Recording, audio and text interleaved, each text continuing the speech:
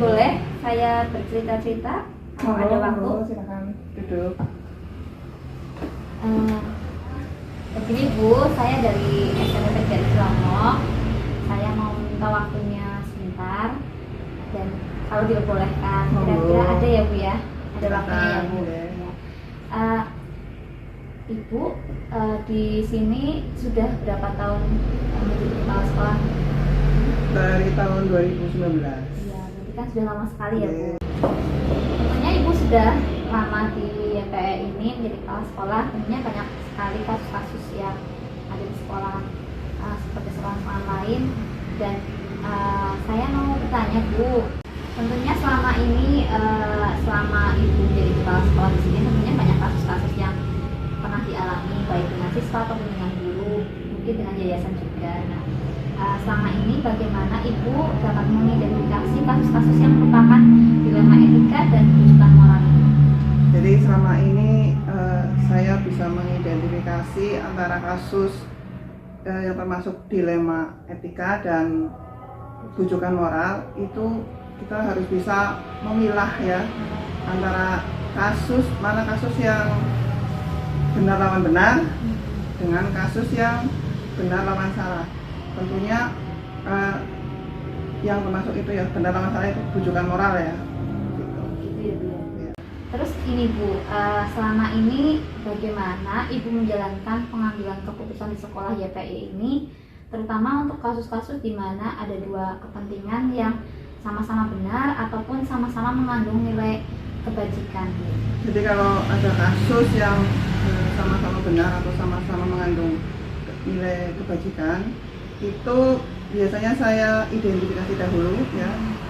Saya lihat dari berbagai sudut pandang dan tentunya saya bermusyawarah dengan tim di sekolah, jadi untuk mengambil keputusan yang terbaik untuk semua. Oh, berarti di YPE ini berarti ada timnya ya Bu. Misalnya timnya itu biasanya terdiri dari kepala sekolah, kemudian apa Bu?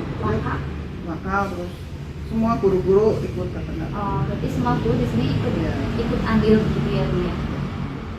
Kemudian ini Bu, menurut Ibu langkah-langkah atau prosedur apa sih yang biasa Ibu lakukan selama ini dalam menghadapi kasus-kasus tersebut?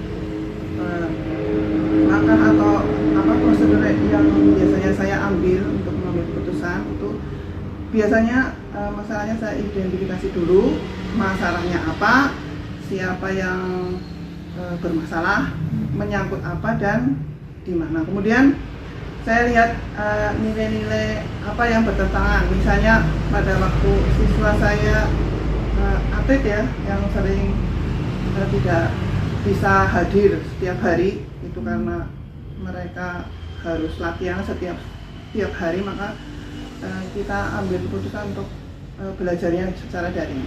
Oh, berarti di sini ada banyak atlet ya Bu? Banyak sekali dari kelas 7 sampai kelas 9 itu ada. Itu biasanya, maksudnya itu atletnya masuk ke cabang olahraga apa Bu? Semuanya, sebagian besar itu bulu tangkis. Bulu tangkis. Jadi mereka sudah berlomba sampai nasional. tingkat nasional, ke luar negeri juga pernah. Oh, berarti sampai internasional ya Bu Iya. ya? Dan biasanya kalau seperti itu mereka berarti belajarnya daring tadi? Saya daring kalau mereka pas nggak ada waktu untuk latihan lah, kita lagi pas senggang. Nah, berarti anak-anak itu ikut klub juga ya Bu ya? Ikut klub.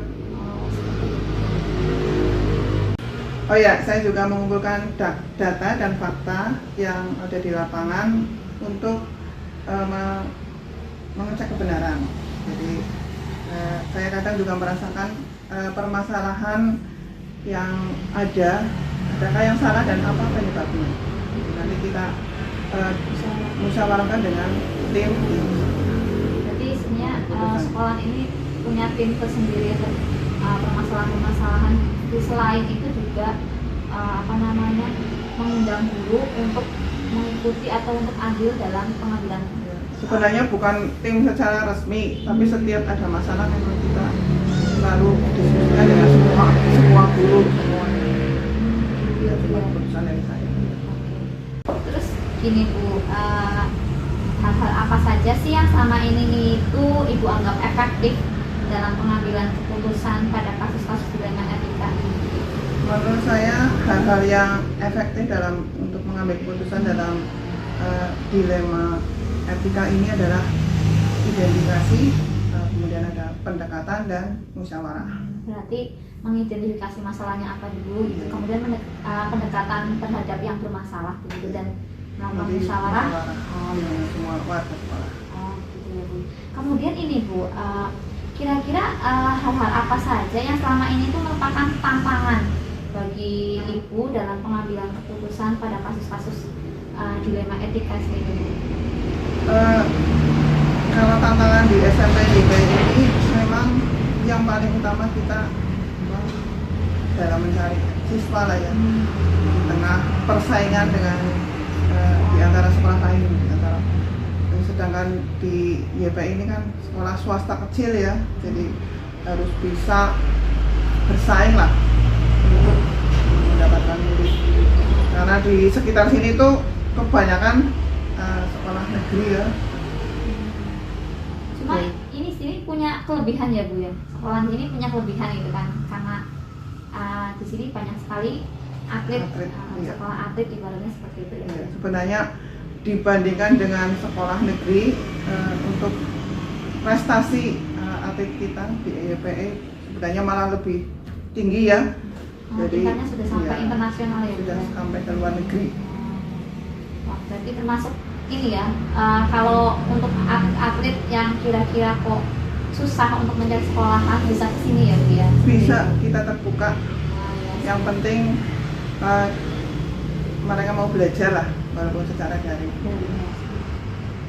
Ya, ini Bu ada tambahan lagi, misalnya gini, menurut Ibu itu apakah Ibu memiliki sebuah tata cara atau jadwal di sekolah YPE ini, jadwal tertentu yang dalam pengambilan penyelesaian kasus dilema etika, kemudian apakah Ibu langsung menyelesaikan di tempat itu, ataukah sekolah itu memiliki jadwal tersendiri untuk menyelesaikannya? Terus kira-kira seperti apa itu Bu sekolah ini? Kalau jadwal secara tertulis memang tidak ada, jadi kita biasanya untuk menyelesaikan masalahnya itu secara kondisional lah, maksudnya diselesaikan secepatnya. Jadi secepatnya, iya. Pada saat itu ada permasalahan, Iya, secepatnya kita lebih baik selesaikan. itu ya, Bu. Oh, seperti itu ya Bu. Kemudian Ibu ada nggak Bu seseorang atau faktor-faktor yang selama ini tuh mempermudah dan membantu Ibu dalam pengambilan keputusan dan kasus-kasus dilema etika yang sekiranya ada di sekolah YPE ini? Ya, kalau untuk khusus memang ya tidak ada, tapi kita memang lebih mendengar pendapat dari guru-guru dan semua warga sekolah untuk menyelesaikan semua permasalahan untuk mengambil keputusan. Jadi bareng-bareng gitu ya? Bareng-bareng. Oh iya. Ibu, ini mungkin yang terakhir ya Bu, Iya. pertanyaan saya. Dari semua hal yang telah disampaikan tadi, pembelajaran apa sih yang kira-kira dapat Ibu petik dari pengalaman Ibu mengambil keputusan dilema etika selama ini Bu?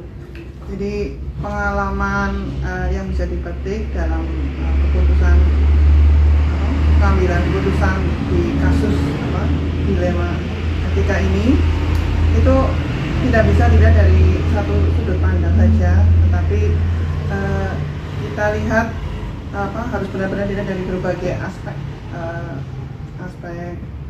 untuk kepentingan bersama. Jadi intinya sifatnya untuk yang terbaik untuk murid, untuk semua warga, ini universal gitu ya Bu ya. Dari satu sudut pandang saja lah, jadi kita lihat dari berbagai aspek. Jadi kalau kita melihat suatu kasus itu tidak hanya dari satu sudut pandang, tapi kita lihat dari berbagai aspek seperti itu ya Bu. Ini Bu, ini kiranya cukup. Saya terima kasih sekali, dan ini termasuk saya baru tahu ternyata sekolah YPE Panti Praja itu termasuk sekolahan yang berbasis banyak atlet di sini, dan Sekolah atlet. Sekolah atlet sampai ke mancanegara.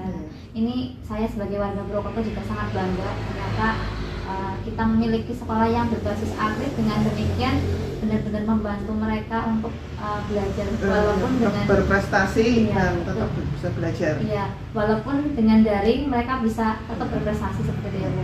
Terima kasih Ibu, mudah-mudahan ini benar-benar bisa apa ya namanya berkembang lagi, lebih bagus lagi, dan ya, saya ini juga masukan buat saya dan informasi yang bagus bisa untuk belajar saya lebih lanjut. Terima kasih Bu, saya ucapkan dan mohon maaf kalau tadi banyak sekali waktunya terbuang untuk saya. Begitu ya. Terima kasih Bu, saya pamit. Ya, monggo. Assalamualaikum. Waalaikumsalam.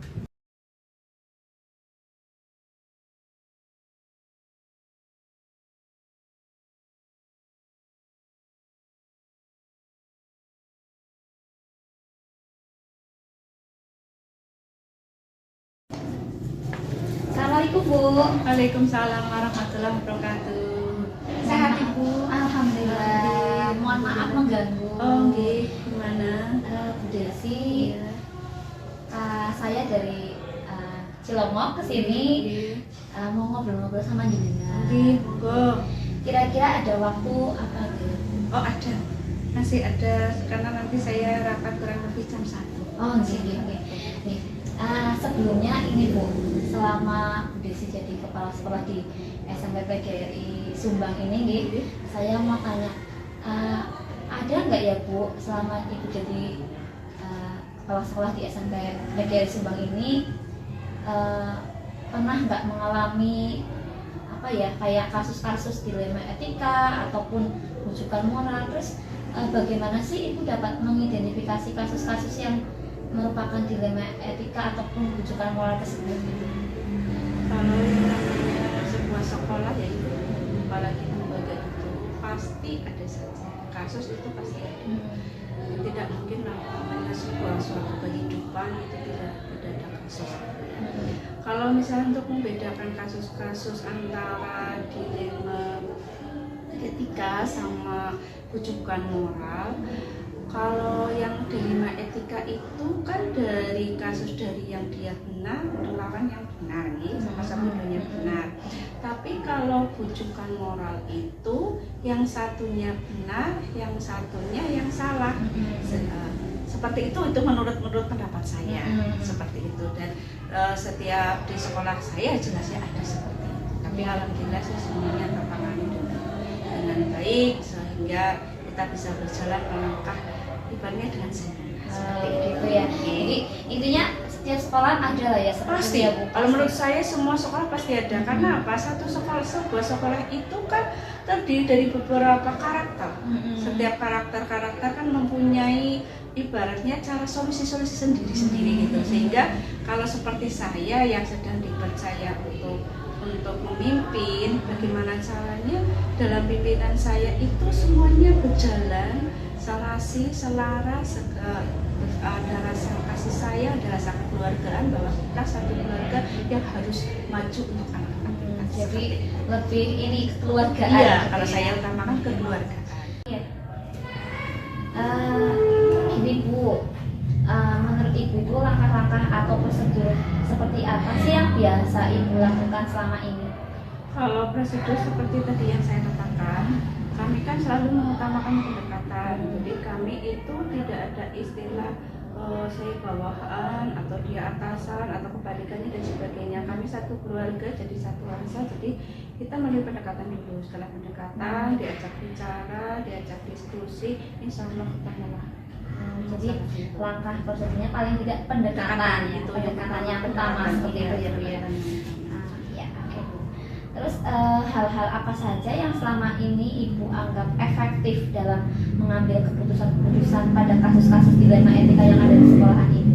Pertama, seperti apa yang tadi saya katakan tadi, kita pendekatan, diskusi. Tapi alhamdulillah selama ini sih selalu berhasil ya. Maksudnya tidak ada masalah. Mungkin seandainya kalau nanti kok ada masalah yang kira-kiranya kita butuh bantuan, mungkin saya akan meminta bantuan ke lembaga yang di atas saya. Berarti di yayasan di atas saya. Nah, saya ajukan, saya diskusi dengan DPRD kabupaten atau sebagainya. Terus hal-hal apa saja sih yang selama ini merupakan atau tantangan dalam pengambilan keputusan pada kasus-kasus dilema yang pernah dirasakan ibu di sekolah ini? Tantangannya kalau dilema etik itu ya, kadang kan kita berpikir mereka sudah lama di sini, sedangkan saya ibaratnya masih di bawah mereka. Tapi di posisi lain, saya ibaratnya harus bisa membawa mereka untuk menjadi lebih maju. Nah, kadang kepercayaan itu ya, kadang kepercayaan rasa kepemilikan dari yang pertama masuk itu kadang kita harus benar-benar bisa membawa mereka dan meyakinkan mereka bahwa kita itu bekerja sama, sehingga itu yang sering kadang mereka yang sudah pada lama di sini daripada saya itu berpikirnya oh saya lebih berjasa, kadang seperti itu, asalnya seperti itu, merasa seperti itu. Tapi setelah kita melalui pendekatan, kita mulai tahu karakter kita masing-masing, demi ini memang menyatukan tujuan bersama untuk memajukan sekolah kita, ya alhamdulillah masalah selesai. Jadi ada permasalahannya itu di mana beliau yang sudah lama di sini merasa memiliki, sehingga kadang jadi karena dia merasa memiliki, merasa lebih lama, dia seolah mempunyai keputusan sendiri. Kadang sehingga harus kita ingatkan, tidak loh, ini sekolah milik bersama. Kadang selalu saya mengingatkan seperti itu. Kalau kita tidak bersama, nggak ada sekolah ini. Nggak mungkin sebuah instansi itu akan bekerja sendirian. Itu sudah tidak ada. Jadi menurut Desi, tantangan terbesar itu menurut saya seperti itu selama ini yang saya jalani seperti itu. Terus apakah ibu itu memiliki sebuah tata cara atau jadwal tertentu dalam sebuah penyelesaian kasus dilema etika yang ada, untuk penyelesaiannya, terus bentuk tempatnya, prosedurnya seperti apa, ada jadwalnya nggak Bu? Kalau menurut saya yang namanya masalah nggak ada jadwal. Kalau menurut saya, jadi masalah itu kan kalau jadwal itu kan berarti setiap saat ada masalah, seolah begitu kan, menurut saya itu. Tapi kalau ada masalah ya kita dalami tadi, kita melalui pendekatan, langsung kita diskusikan, langsung selesai. Kalau saya seperti itu. Jadi kalau di sekolah ini seandainya kok ada permasalahan, langsung didiskusikan. Iya, langsung didiskusikan. Paling kita memang ambil waktu. Kita dalami dulu permasalahan. Kita pelajari sebenarnya permasalahannya seperti apa sih, bersangkutan dengan siapa sih. Dari sangkutan itu kita pendekatan dulu. Setelah pendekatan baru kita satukan, kita diskusikan sampai menemukan solusi yang ada. Terus adakah seorang atau faktor-faktor yang selama ini tuh mempermudah atau membantu ibu dalam pengambilan keputusan dan dalam kasus-kasus dilema etika yang ada di sekolah ini, Bu? Saya mulai bekerja di Semarang itu dari 3 kepala sekolah. Kami selain saya belajar dilarang, mereka juga kadang dari pimpinan saya itu selalu mengajak kita untuk berdiskusi. Jadi kita mengajak berdiskusi, kita diajak diskusi, kita cari solusi bersama. Tetapi kalau dari ketiga beliau memang kan karakter berbeda-beda, sifat berbeda, cara pemimpinan juga berbeda, namanya jadi orang. Tapi kalau yang saya ambil banyak itu dari pimpinan saya yang terakhir namanya, itu saya sering belajar dari beliau karena memang dari suatu keputusan apapun selalu mengajak kita. Kalau yang dulu mungkin karena saya masih muda, di dalamnya mungkin belum begitu dipercaya untuk misalkan diajak untuk diskusi. Nah, dari semuanya kita belajar dari pimpinan kita lah. Akhirnya kita tahu bahwa sekolah ini perlu apa, sekolah ini harus bagaimana dan sebagainya seperti itu. Jadi untuk mempermudah permasalahan yang membantu Desi itu kebanyakan dengan berdiskusi, dengan pengalaman dari pimpinan-pimpinan yang dulu. Oke, kemudian dari semua hal yang telah disampaikan Ibu, tadi kan kita ngobrol panjang. Terus pembelajaran apa sih yang Ibu dapat atau Ibu petik dari pengalaman Ibu mengambil keputusan dilema etik yang ada di sini? Satu, sabar. Sabar ya. Sabar itu kita memerlukan kesabaran. pemahaman, mengerti situasi yang ada, mengerti keadaan di sekolah seperti apa, dan karakter orang kita seperti apa di sini. Dan yang satu lagi adalah kekeluargaan. Jika ada kesabaran, kita saling memahami, mengerti kekeluargaan, insya Allah semuanya bisa berjalan. Berarti ini ya Bu ya, sekolah ini tuh kayak ibarat keluarga sendiri ya itu ya. Ya, Oh ya. saya seperti itu. Ya. Terima kasih Bu Desi untuk hari ini. Mohon maaf mengganggu dan ini apa ya, pengalaman juga, berbagi pengalaman dan masukan juga buat saya ya, karena ini Ibu lebih beratnya di sini udah lama, jadi kan tahu karakter orangnya seperti apa, belajar karakter seperti apa. Ini juga termasuk masukan buat saya untuk belajar lebih lanjut. Terima kasih Bu Desi dan mohon maaf ini mengganggu. Oh tidak, kita kita sharing, belajar iya, bersama, betul. karena kita sama-sama ibaratnya bagaimana caranya bisa memajukan anak bangsa. Betul. Nah, ilmu ini semoga bisa saya pakai juga nanti di tempat saya gitu. Amin. Terima kasih Bu Desi. Saya mohon pamit. Terima kasih. Hati-hati di jalan Ibu. Ibu, terima kasih.